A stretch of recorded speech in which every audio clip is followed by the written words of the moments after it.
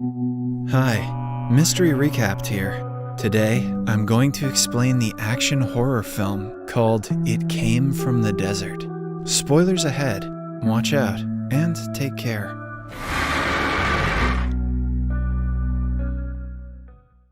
The movie begins with what seems like a ball of fire falling from the sky and crashing into the desert in New Mexico, leaving behind a humongous hole in the ground. The movie then fast forwards to 67 years later.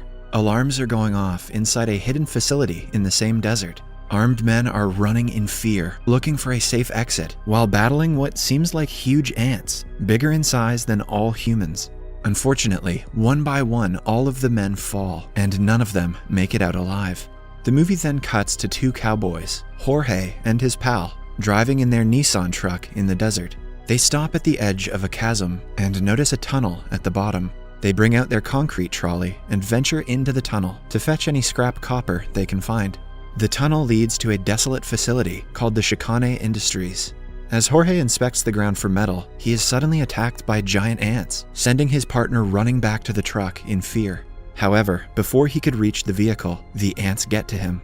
The movie then cuts to a guy named Brian, watching a movie called The Eradicator on his TV in his garage.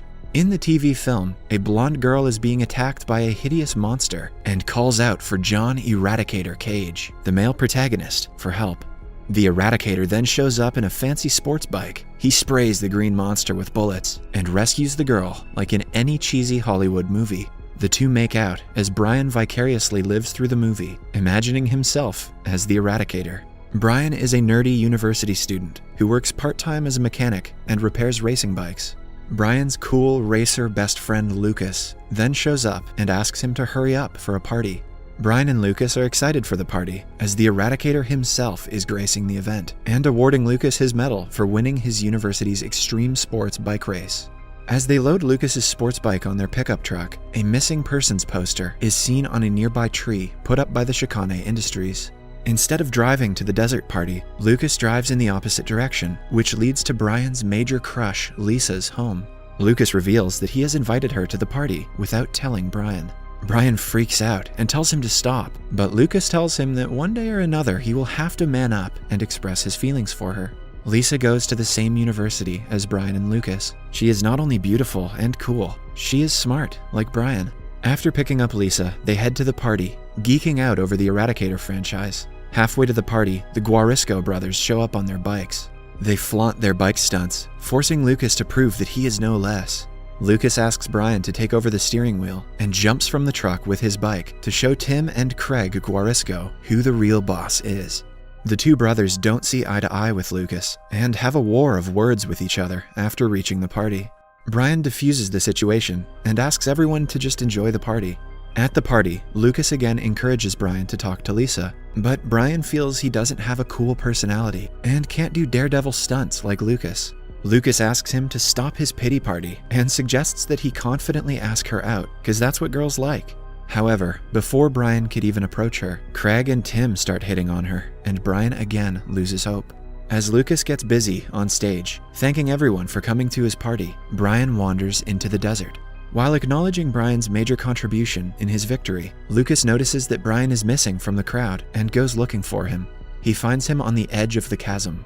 They both notice Jorge's abandoned truck on the other side of the chasm and the tunnel down below. Lucas forces Brian to come along with him to check out the tunnel.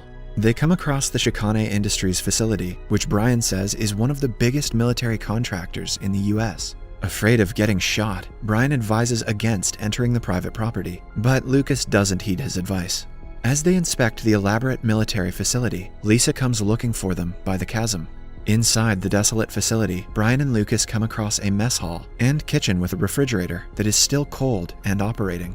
They decide to go further into the facility and find a room labeled Batch 9. Inside, they find gooey liquids and webs. They suddenly hear strange sounds coming from outside. Frightened, Lucas finally decides to get the hell out of the facility. However, as they head for the exit, they come across a giant ant in the mess hall and quickly hide in the kitchen. Lucas gets a call from Lisa, and he tells her that they are stuck in the facility with a giant ant. He manages to ask her to come down to the tunnel and help them before his phone dies. With no choice other than to fight, they arm themselves with Wait for it, a takoyaki pan and grill spatula. They're going to stir-fry that bastard. The ant eventually finds them in the kitchen, and their weapons prove to be useless. The two buddies run to the mess, but the ant jumps over them and blocks their exit. It corners Lucas, but Brian bravely saves his friend by luring the ant towards himself.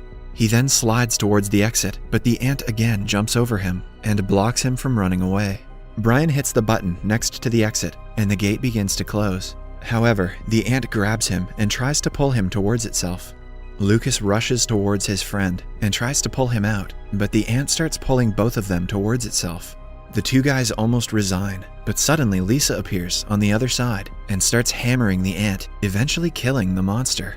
Lucas celebrates the victory, while Lisa speculates that more such ants could attack them, as wounded ants emit alarm pheromones that send nearby ants into an attack frenzy and attract more ants from farther away. I wonder if Lisa had an explanation for the ant jumping. Lisa's prophecy quickly comes true, and more ants arrive from outside, forcing them to go deeper into the facility and hide. They realize that they are in some sort of control room. Suddenly, a video starts to play on one of the computers, and a man named Dr. John Renard, head of the US military project THEM, speaks. He reveals that in 1951, a meteor brought alien creatures to Earth. The US contained the creatures and kept them for testing and experimentation. Using a piece of the original alien DNA, scientists spliced their DNA from fire ants and spiders to create the giant creatures for military research purposes. But one day, due to a security breach, the Batch 9 broke free and killed all private security forces. Moreover, 12 scientists have gone missing and are presumed dead. Dr. Renard speculates that after feeding, the Batch 9 will attempt to make a colony somewhere dark and cool where the queen ant can lay eggs. He also reveals that the ants require ethanol to fertilize the eggs. Lisa suddenly realizes that their desert party has an endless supply of ethanol, aka alcohol, and the trio quickly head to the party to warn the others. However, the army of ants reaches the party before them and launches an attack, sending everyone into a frenzy. Tim and Craig quickly hop on their bikes and proceed to flee, while others become victims of the ants one by one. A small group of ants follows the Guarisco brothers and manages to trip Craig and capture him, while Tim helplessly drives away. Brian and his friends finally arrive and learn that the ants have already wreaked havoc at the party. They decide to head to the town, but as soon as they get on their trucks, they come under attack by an ant. They freak out and get on 2 bikes and drive away. They split up to trick the ants, and Brian heads towards the chasm with Lisa, planning to jump over the fissure. This might be the wrong time for Brian to try a stunt. However, Lisa tells him that he can't make it to the other side and trips the bike over to stop him. Brian gets upset that she feels he can't jump over the chasm because she probably thinks that Lucas can.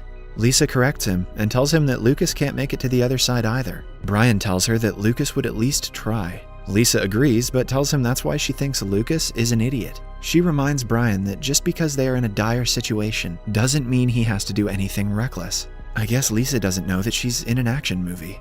She tells him that he is smarter than that, and that's why she likes him. Brian is taken aback by the confession and gets lost in his thoughts. Meanwhile, an ant quietly takes Lisa away.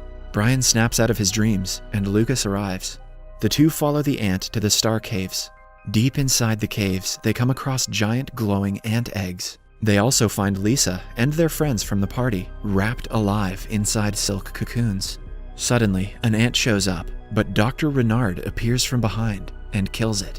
The scientist tells them that they must leave immediately before the other ants return. Brian refuses to leave without Lisa, but Dr. Renard tells him that they can't open the cocoon without special tools. Lucas tells his friend that if they all die, no one will be able to save Lisa, and Brian finally agrees to leave, but not before promising Lisa that he will return to get her. As they head towards the facility to fetch tools required to rescue Lisa and the others on foot, Dr. Renard warns them that automated sentry guns protecting the facility must have been activated after the release of his SOS video. He also shows them a map containing the locations of the sentry guns around the facility. He further reveals that the ants will start looking for other sources of prey, i.e. the nearest town, which leaves the trio with 30 minutes to act. Halfway to the facility, an ant appears from behind and impales the scientist. Horrified, Brian and Lucas run away and enter the facility from the back to avoid getting shelled by machine guns. Passing through the hallway, they come across a giant gate inside the chamber, but fail to open it. Dejected, they proceed to return, only to find an ant feeding on a corpse in the hallway, forcing them back into the chamber. Lucas suggests calling the authorities, but Brian fears that the government could nuke the town to stop the scourge. With no other choice left, they decide to take on the ant. Lucas first decides to drink a beer in case he dies, and grabs a beer can from the refrigerator in the adjoining room. But to their astonishment, it opens the gate. Inside, they find a smart rifle, plasma bolt cutter, and combat suits. Fully equipped, they neutralize the ant outside and head to the Star Caves in bikes parked outside. Brian quietly frees Lisa and then lures the ants outside the cave. To give Lucas freedom to free other people and destroy the ant eggs, Brian leads the ants to the facility, setting them up to get shelled by the automatic machine guns. The plan works, and they celebrate, but only to realize that the queen ant is still alive and watching over them from above. Fearing for their lives, they drive towards the chasm, followed closely by the ant. Brian initially hesitates to jump over the fissure, but Lisa gives him some encouragement, and they successfully make it to the other side. The two then proceed to flee in Jorge's abandoned pickup truck, but the queen ant starts pulling them towards herself with silk threads. Lisa opens fire on the ant, but the ant manages to take down their truck, along with itself. The two do what Gandalf could not, and jump out of the truck and barely make it out alive. Meanwhile, after sending everyone to safety, Lucas proceeds to set the nest on fire, but an egg hatches and the baby ant attacks Lucas, accidentally setting the nest on fire in the process. Brian and Lisa arrive outside the cave to learn that Lucas is still inside. Brian proceeds to head in, but Tim stops him, telling him that Lucas saved their lives and he wouldn't want his best friend endangering his life. Craig arrives on his bike and learns that Lucas saved everyone's life but is still stuck inside. Craig, who knows that he's a useless character anyway, immediately starts his bike and heads into the cave, as Brian and the others nervously wait. The cave eventually explodes, and out comes Craig with Lucas, safe and sound. Everyone erupts into cheers and hugs each other, forgetting whatever animosity they may have had. The group returns to their party, and the Eradicator finally arrives. Brian is excited to see his idol and offers him his last beer. However, a giant ant appears from behind and snatches the beer, scaring the crap out of the hero. However, Brian, Lucas, and Lisa do not cower down and point guns at the creature. Subscribe for more videos like this, turn on notifications, and leave a like to help the channel out. Thanks for watching.